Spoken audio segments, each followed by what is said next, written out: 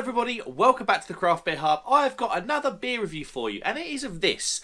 This is Overdrive Lap 28, I'll come on to that in a minute, from Elusive Brewing in Finch, Hampstead. A couple of months ago now, sorry Elusive firstly, because they very kindly gave me a box of beers. It's taken me a little while to get around to this one, just through having so many beers to try, which is a good thing, obviously. Went to their tap room a couple of months ago. I say tap room, it's in a small industrial unit right opposite big old Siren Craft right across the road. Elusive have got a very modest but packed out tap room and brewery setup. And if anyone's had any Elusive beers, you know how good they are generally. And I'm not saying that because they've given me beers. I went to Elusive's tap room because I love their beers. So yeah, what we've got here is Overdrive, Lap 28, Amarillo and Talus. And what that is Overdrive is a series of beers. And this is the 28th version. So it's it's an American Pale Ale, 5.5%. Same malt bill on all the beers. They just mix it up with the hops, and then that's this Overdrive series of beers. Like I say, this is an American Pale Ale, 5.5%. I can't remember what this was on. I think it was around about the £4 mark, £4.20 in the tap room. But like I say, thank you guys, thank you Andy and your team for very kindly giving me this.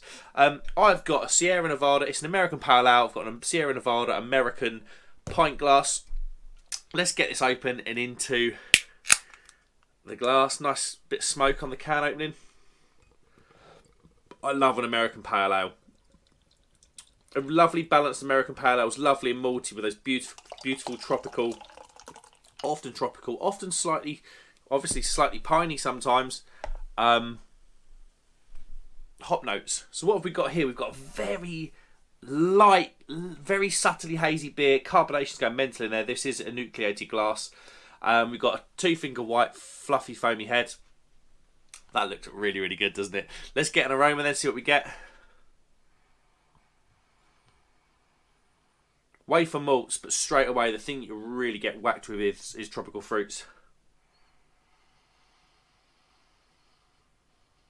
Definitely the softer end of tropical fruits though. It's a subtle hint of pineapple, but it's mainly passion fruit and mango.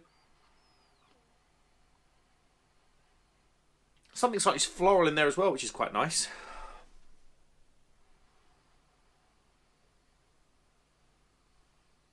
There's something deeper in the fruit world. Stone fruits, definitely picking up a bit of peach as well. Overall, this smells absolutely cracking. I'm going to go in. Cheers, everybody.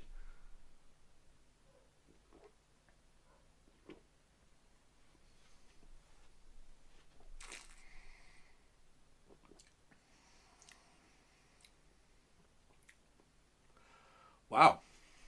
That's really good. Subtle malt hit to start, and then you're into your sweet tropical flavours. All the usual suspects. But then there is something really floral.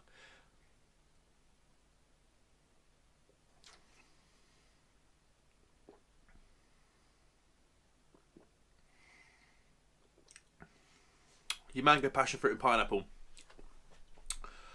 And then the end, it's really floral but almost grassy and dry. Bordering on viney. The bitterness in this. Cool. Really dry. Really dry.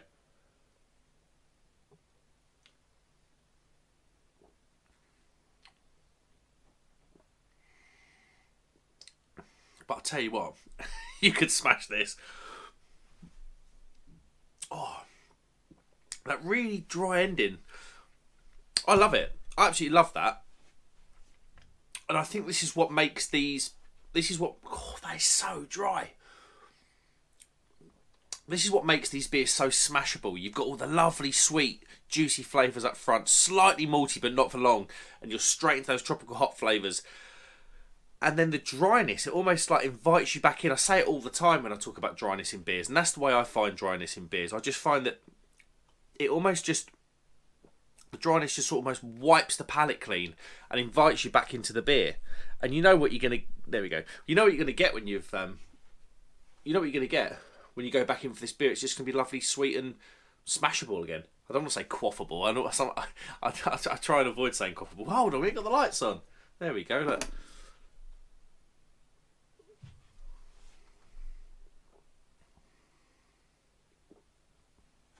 Great body on this beer as well.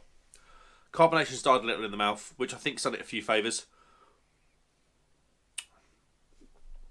I'm glad that body's in there to support those flavours, because I think it could, without that body, this beer could have been a bit there and gone, a bit of a non-event. But that body kind of helps encourage the flavours along, if you know what I mean. It's not a watery beer. You're not sort of left high and dry. But I mean, I've nearly done a can of this. Let's stop. Let's have a look at the back of the can. They are an independent brewery. They are from Merino Way in Finch Hampstead. Elusive Brewing creates beers with one eye on tradition and the other on taking things to the next level. Insert coin to play. Overdrive is a classic American pale ale, a clean pale malt base boosted by crystal malt, which is giving it that lovely deep flavour. We did talk about the flavour, didn't we? It's sort of slightly darker than straw coloured beer. Provides the track on which high octane US hops are unleashed to provide a beer that's as dry as asphalt. Yeah, 100%. Powerfully aromatic and as bitter as being overtaken on the last lap. We switch the hops up each lap to keep things fresh. There we go. 2.4 UK units. Yeah. I mean, Elusive, I think if you're talking for me, I think if you're talking underrated breweries in the UK, I think they're up there. I think they're up there. I think Track are up there. There's a few that I think are up there, but these have got a shout for being the most underrated brewer in the UK. Andy Parker, he's on Twitter. Go and give him a follow. He's a really nice guy. He recently won the SEBA Brewer of the Year. And I can imagine with SEBA, that's an award that they would take quite seriously. And having tried some of his beers, you can absolutely understand why. He just does not miss with his beers. He just does not miss. They're just fantastic every time. And this is another brilliant beer from Elusive.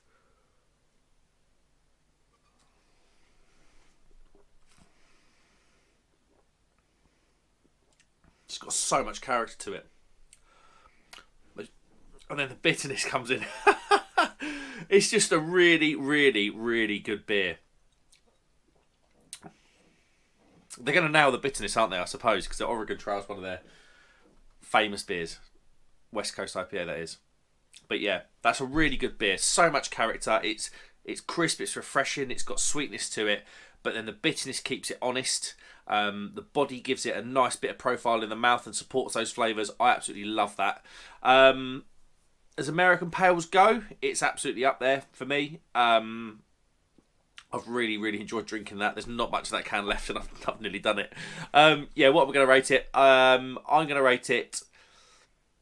I'm going to be a bit more harsh now on this channel. It's a new year, it's a new start. I'm going to give it a 4.5 out of 5. I really enjoy that.